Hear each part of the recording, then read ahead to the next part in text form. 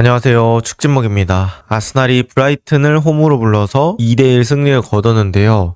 오늘 경기도 경기력적으로는 모르겠는데 스코어적으로는 한 골 차이밖에 안 나서 막판까지 좀 빡빡한 게임을 하다가 결국 아스날이 승리를 만들었습니다. 저는 일단 심리적인 부분을 언급을 하고 싶은 게 시티가 아스날에 비해서 항상 먼저 게임을 하는 그런 느낌이 들더라고요. 그래서 이번 라운드도 노팅엄이랑 먼저 게임을 해서 뭐 아스날 선수들이 다 알고 게임을 하는지 모르고 게임을 하는지는 모르겠지만 어쨌든 부담은 되죠. 시티는 하나 이제 또 와 있고 아스날은 계속 도망가야 되다 보니까 근데 이제 그런 심리적인 압박이 있을 수 있는 상황에서도 승리를 했다는 거 아주 귀중한 승리가 됐다. 일단 이 부분부터 언급을 드리고 싶고요. 그리고 이제 오늘 경기에서 언급할 거리를 먼저 얘기를 해보자면 아스날이 수비진 부상으로 또 신음을 하고 있습니다. 막 센터백 누가 서냐 이랬던 시기가 있었는가 하면 이제는 또 풀백이 걱정이 되는 상황이 돼버렸어요. 그래서 오늘 어쨌든 팀버, 화이트 이렇게 못 뛰게 되면서 오른쪽 풀백 라이스가 나오게 됐고 칼라피오리도 원래 선발 라인업에 포함이 되어 있었던 걸로 아는데 워밍업 중에 좀 불편함을 느껴서 스켈리가 선발로 나오고 뭐 이런 식으로 진행을 했는데 그럼에도 불구하고 아스날은 저는 시스템이 살아있는 팀이라고 생각을 하거든요. 그래서 이제 그런 시스템을 바탕으로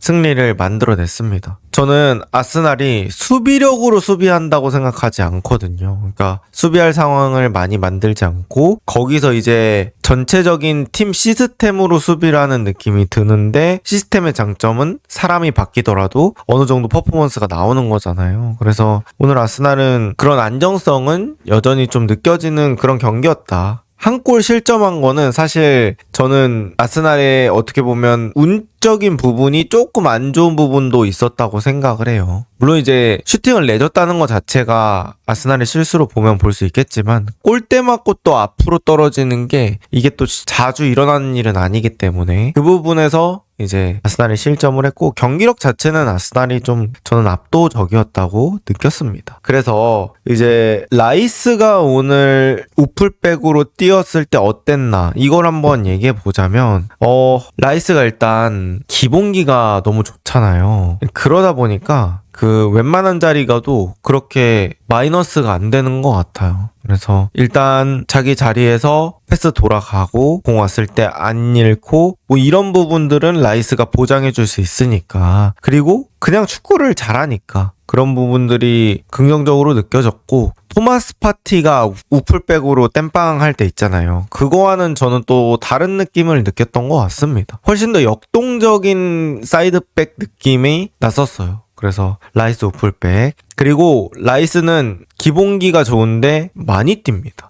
뛰는 것도 뭐 기본기 중에 하나라고 보자면 볼 수 있는데 라이스가 엄청나게 많이 뛰다 보니까 사카나 웨데고르가 좀 자유도를 얻을 수 있는 그런 상황들이 많이 발생했던 것 같아요. 그래서 그 두 명이 조금 더 확보된 공간에서 움직일 수 있는 그런 상황이 나왔기 때문에 라이스는 뭐 익숙치 않은 포지션에서 충분히 1인분 이상 해줬다고 볼 수 있다. 그리고 이제 마지막에 막 긴 거리를 전력 질주로 치고 나가는 거 보고 이 선수는 체력적인 것도 어느 정도 타고났구나. 그런 것들을 저는 느꼈습니다. 그리고 이제 웨데고르입니다. 웨데고르 일단 오늘 득점을 했다는 게 아주 큰 부분이라고 볼 수 있을 것 같아요. 웨데고르 저는 이제 득점 이후에 웨데고르의 플레이가 조금 더 살아났다고 느꼈고요. 탈압박하고 나서 패스를 뿌릴 때 그런 퀄리티라든지 전체적으로 공을 지키는 장면, 뭐 패스 전개 이런 것들이 오늘 많이 가벼워 보인다고 느꼈습니다. 그래서 축구력이 오늘 많이 올라갔다고 볼 수 있을 것 같고 그 다음에 웨데고르가 이번에 득점했던 게 사실 웨데고르가 원래 그런 것들을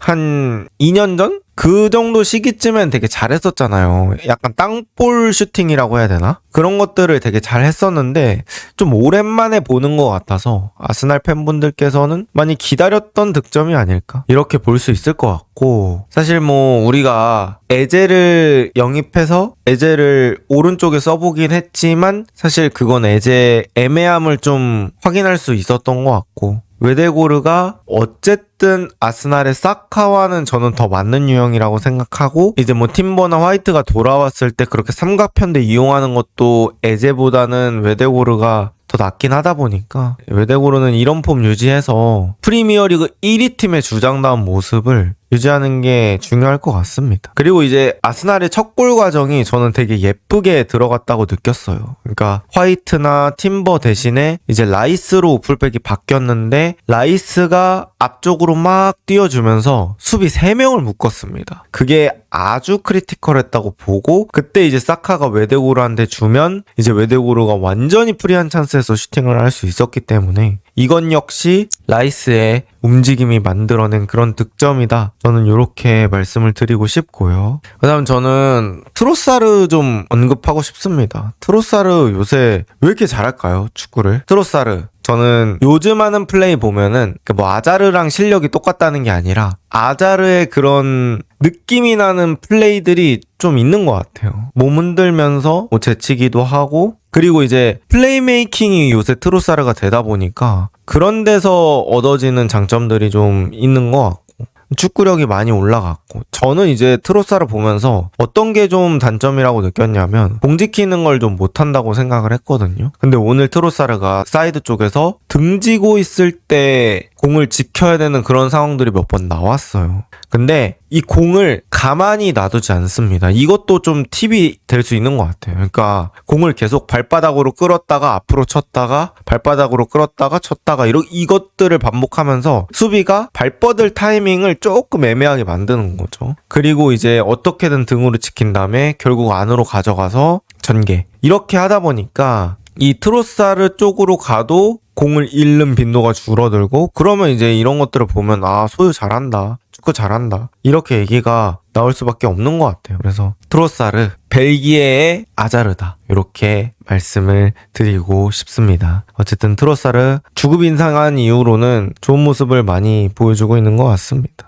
그 다음 요케레스 한번 얘기를 해볼게요. 요케레스는 오늘 사실 좋았던 부분들도 있고 아쉬웠던 부분들도 있고 이렇게 볼 수 있을 것 같은데, 일단 제일 아쉬웠던 장면은 첫 슈팅이죠. 요케레스한테 이제 바운드 되면서 좀 활짝 열린 슈팅 찬스가 있었는데 요케레스가 그거를 인사이드로 차가지고 더 정확하게 넣고 싶었나 봐요. 근데 제가 생각했을 때는 그냥 발등으로 세게 한번 후려봤으면 어땠을까라는 생각이 들긴 하더라고요. 근데 거기서 이제 정확하게 차려고 했는데 힘이 실리지 않은 그 장면이 일단은 글쎄 요케레스도 자기 전에 침대에서 생각하지 않을까? 라고 생각이 들고, 경합 측면에서는 저는 반반 정도 기억이 나는 것 같아요. 뭐 버티었던 그런 장면 반, 그리고 요런 거는 좀 버텨줘야 되는데 이런 걸 잃어버리네, 요런 장면 반. 그래서 글쎄요, 아르테타 입장에서는 뭐 요케레스가 원하는 만큼의 퍼포먼스가 나오지 않더라도 계속해서 믿어주고 있는 것 같아요. 신뢰를 계속해서 보여주면서 요케레스를 좀 살려보려고 생각을 하는 것 같습니다. 뭐 축구 보신 분들도 아시겠고 저 말고 아스날의 코칭 스텝이나 아르테타도 분명히 알고 있을 거예요. 요케레스보다는 지금 제주스가 나와서 경기력적인 측면으로 훨씬 더 충족을 시켜준다라는 걸. 근데 이제 아르테타가 그걸 알고 있음에도 요케레스를 계속 선발로 투입시키는 거는 뭔가 자기만 보고 있는 무언가가 있거나, 내지는 이번에 영입을 했으니까 돈도 적은 비용이 아니니까, 그리고 이 선수의 나이가 있다 보니까 리셀도 좀 어려우니까 한번 살려보자, 뭐 이렇게 생각하는 걸 수도 있겠고요. 어쨌든 그 역습 나갈 때가 좀 아스날이 많았던 것 같아요. 뭐 사카가 사이드에서 오픈된 찬스에서 공 받아가지고 공 끌고 갈 때. 근데 저는 그때도 살짝 요케레스의 움직임이 아쉬울 때가 있는 게, 센터백 숲 쪽으로 들어간다고 해야 될까요? 센터백 없는 공간으로 이렇게 좀 돌아서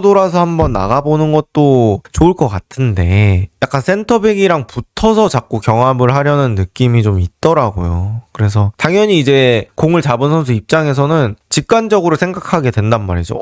지금 센터백이랑 붙어있네. 저쪽에 좀 패스하기 어렵겠다, 내가 혼자 해보자. 뭔가 이런 상황이 자꾸 펼쳐지다 보니까 요케레스가 뭐 역습이나 이럴 때 센터백한테 붙어있는 게 아니라 좀 움직임의 폭을 다양하게 가져가 보면 어떨까 싶습니다. 뭐 센터백 사이나 옆에 있으면 사실 확률 싸움에서 좀 불리해지잖아요. 그쪽으로 공이 투입이 잘 되더라도 쉽지 않기 때문에 그런 부분들이 있고, 이제 이어서 제주스 얘기를 좀 해보자면 저는 제주스가 확실히 시원하다고 생각을 합니다. 저는 뭐 요케레스의 뇌에 들어가 본 적은 없지만 확실히 이 뇌, 그러니까 지능적인 부분에서는 제주스가 훨씬 더 똑똑하게 축구한다고 생각을 해요. 그리고 제주스는 요케레스에 비해서 하체를 더 잘 쓰는 것 같아요. 그래서 자기가 미리 골반과 뭐 엉덩이와 그런 것들을 활용해서 하체를 미리 넣어놓고 거기서 이제 중심을 아래 두고 버티니까 뭐 신체에 비해서 더 잘 버텨지는 것 같고요. 그리고 일단 기술 수준이 더 높아서 더 매끄러워 보이는 것도 있는 것 같습니다. 그래서 글쎄요, 아스날이 이제 뭐 시티랑 승점 차가 완전히 많이 벌어져 있는 게 아니다 보니까 당장의 성적을 원한다면, 당장의 조금 더 안정성을 원한다면 제주스를 계속 선발 고려해보는 게 낫지 않을까라는 생각이 저는 들었고요. 그 다음 오늘 사실 브라이튼도 그렇게 좋은 경기력은 아니었습니다. 브라이튼은 공격 과정에서 선수들 전체적으로 호흡도 안 맞고 역습 시 패스 퀄리티도 그렇게 좋다고는 못 느꼈던 것 같아요. 하지만 이런 상황에서 아스날이 이거를 잘 챙겨가느냐, 이게 또 승점 3점 누적하는 게 나중에 큰 도움이 되는데, 어쨌든 아스날이 이번 경기 1점 차지만 그래도 잘 승점을 챙기지 않았나 라는 생각이 있고요. 하베르츠의 복귀, 이런 것들도 좀 기대가 된다, 이렇게 얘기를 할 수 있을 것 같습니다. 그 다음 이제 아스날이 12월 31일에 빌라랑 경기를 해요. 사실 빌라랑 최근에 붙었었기 때문에 아스날 입장에서는 첼시가 빌라의 힘을 좀 빼줬으면 좋겠다라고 생각을 할 것 같고, 그 경기가 좀 우승에 있어서 되게 중요한 경기가 되지 않을까 싶습니다.